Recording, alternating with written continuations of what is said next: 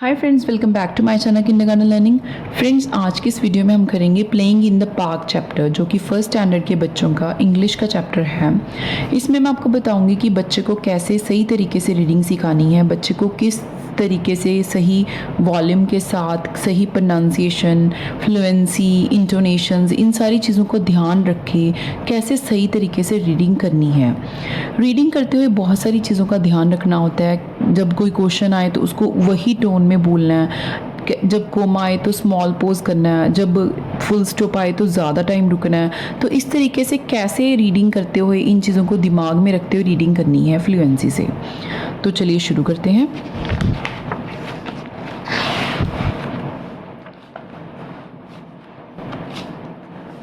First of all, जब भी बच्चे ने रीडिंग करनी है तो उसके हाथ में पेंसिल होनी चाहिए। उसको ऐसे पॉइंटर की तरह रखे, इट इज़ इवनिंग जैसे ऐसे रख रख के एक वर्ड पे रख रख के रीडिंग करनी है, ताकि बच्चे का फोकस बना रहे और बच्चा word to word accurately read कर पाए। और या फिर अगर पेंसिल नहीं है तो आप अपनी पॉइंटर फिंगर भी रख सकते हो, ऐसे रख के इसको रीड करना है। Let's start now. It is evening. Now here comes a full stop, तो हम लॉन्ग पोज लेंगे यहाँ पे। It is evening. Mrs Rao is getting ready to take her children to the park. Mrs Rao क्या कर रही है? इट इज़ इवनिंग, शाम का समय है। मिसिज राव क्या कर रही है? तैयार हो रही है। Is getting ready to take her children to the park, अपने बच्चों को पार्क लेके जाने के लिए रेडी हो रही है मिसिज राव। मिसिज राव एक करेक्टर है। अब जो जो नेम्स आते जाएंगे उनको हम सर्कल कर लेंगे, क्योंकि ताकि हमें आगे जाके कन्फ्यूजन ना हो कि किसका क्या नेम था, तो उसको पहले ही हम सर्कल, ताकि हमें बाद में वापस आके सर्च ना करना पड़े कि किसका क्या नेम था। तो मिसिज राव को हमने सर्कल कर लिया। Now comes here, mummy let's go to the park, it is time. Now ये गर्ल बोल रही है अपनी मम्मा को, जैसे हम बोलते हैं हमारी लैंग्वेज में, जैसे हिंदी में बोलते हैं mummy let's go to the park, चलो पार्क चलें, टाइम हो गया पार्क जाने का, चलो पार्क चलें। ऐसी वो इंग्लिश में बोल रही है, mummy let's go to the park, चलो पार्क चलें, इट इज़ टाइम, टाइम हो गया पार्क जाने का। तो उसकी मम्मा उसको आंसर में कहती ओके आन्या एंड आदि। तो उसकी मम्मा, जैसे हम हिंदी में बोलते अच्छा अन्या एंड आदि तैयार हो जाएगी, तैयार हो जाओ, ऐसी उसकी मम्मा ने इंग्लिश में बोला ओके आन्या एंड आदि। इससे हमें क्या पता चल रहा है? Aanya is a girl's name, Adi is a boy's name. कि ठीक है आन्या और आदि, गेट रेडी, तैयार हो जाओ। Take your ball and your bottle of water, अपनी बॉल उठाओ और अपनी पानी की बोतल उठाओ। जब आप पार्क में जाते हो तो आप भी लेके जाते हो ना बॉल और पानी की बोतल, ताकि जब प्यास लगे तो फिर पानी भी पीने को मिल जाए और बॉल खेलने के लिए। तो ऐसे ही उनकी मम्मा ने भी उनको बोला कि अपनी बॉल लो और अपनी पानी की बोतल उठाओ। तो जो आदि है उनका बेटा है, तो वो क्या पूछता है? Mummy can Bholu come too please. अब यहाँ पे ये क्वेश्चन पूछ रहा है, जैसे आप हिंदी में पूछते हो क्या मम्मी, क्या मैं भोलू को भी ले जाऊँ साथ में, ऐसे ही हमने इंग्लिश में बोलना है क्वेश्चन के फॉर्म में, कि ताकि सुनने वाले को पता चल जाए कि हम क्वेश्चन पूछ रहे हैं। Mummy can Bholu come too please, he loves to roll on the grass. क्या मम्मी, क्या भोलू भी चले हमारे साथ? उसको तो ग्रास में घूमना बहुत पसंद है। He loves to roll on the grass, grass पे रोल करना बहुत पसंद है। तो उसने अपनी मम्मा को पूछा। यहाँ से हमसे पता चल रहा है कि भोलू डॉगी का नेम है। अब हमें कैरेक्टर्स का नेम समझ आ गया। She is Mrs Rao, Aanya, Adi, भोलू।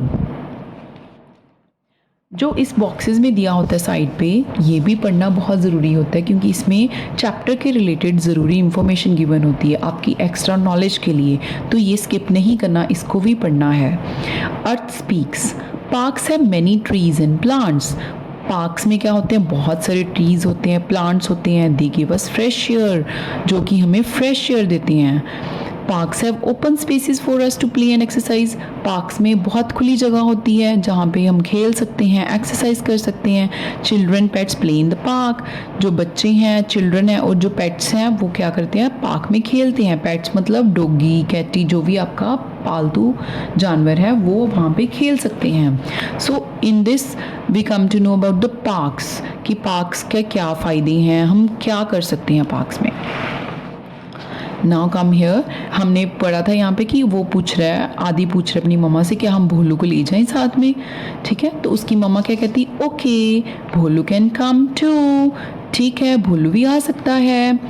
तो वो खुश हो गए बच्चे, तो क्या कहते हैं, हुर्रे हुर्रे। तो इसको खुशी में ऐसे उसी टोन में बोलना है, हुर्रे, ऐसे ही रीड करना है।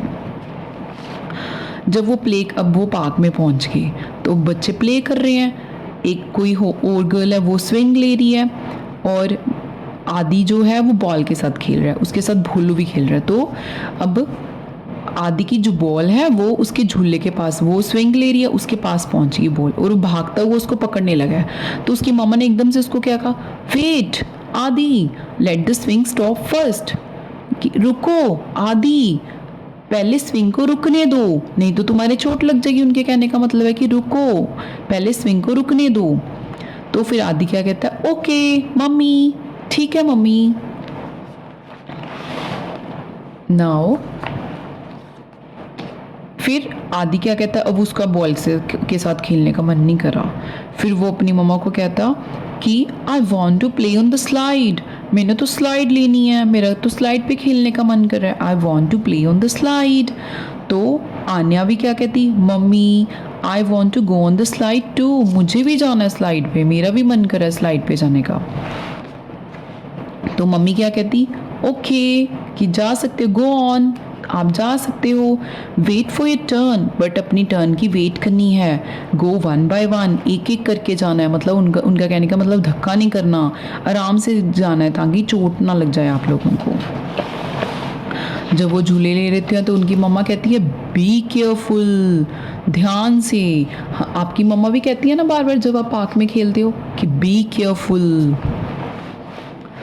Now look Bholu is running after Riya's ball. तो आदि और आन्या बात कर रहे हैं आपस में कि देखो, लुक, लुक के बाद एक्सक्लेमेशन का निशान है, तो आपने क्या बोलना है, look Bholu is running after Riya's ball. वो कह रहा है कि देखो भोलू रिया की बॉल के पीछे भाग रहा है, she is crying, that means हमें यहाँ पे क्या पता चल रहा है, रिया, एक और कैरेक्टर आ गया, रिया, ये गर्ल का नेम है रिया।